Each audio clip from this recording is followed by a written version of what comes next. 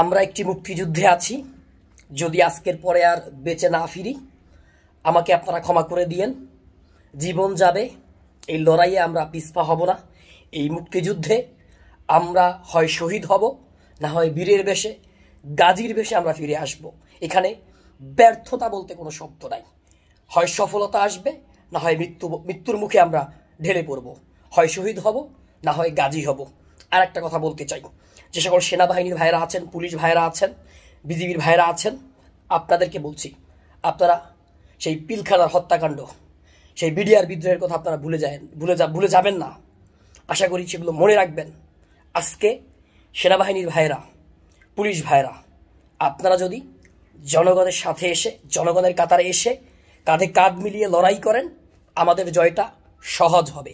যদি আপনারা আমাদের বিপক্ষে অবস্থান নেন, তবু আমাদের বিজয় সুনিশ্চিত। কারণ আমরা মরতে শিখে গিয়েছি, আমরা জীবন দিতে শিখে গেছি। সুতরাং আমাদেরকে ভয় দেখাতে পারবেন না। যদি সেনাবাহিনীর ভাইয়েরা আমাদের পাশে থাকেন, আমাদের সাথে থাকেন, আমাদের লড়াইটা কিছুটা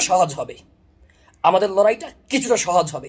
যদি আমাদের বিরুদ্ধেও থাকেন, যদি পুলিশ ভাইয়েরা আমাদের বিরুদ্ধে থাকেন, লড়াইটা কিছুটা বিলম্বিত হবে, কিছুটা সময় লাগবে, কিছুটা কষ্ট হবে, বাট আমরাই জিতব।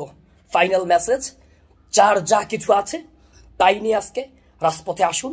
আমরা রাজপথে যাচ্ছি। আজকে চূড়ান্ত বিজয় নিয়েই আমরা ঘরে ফিরব।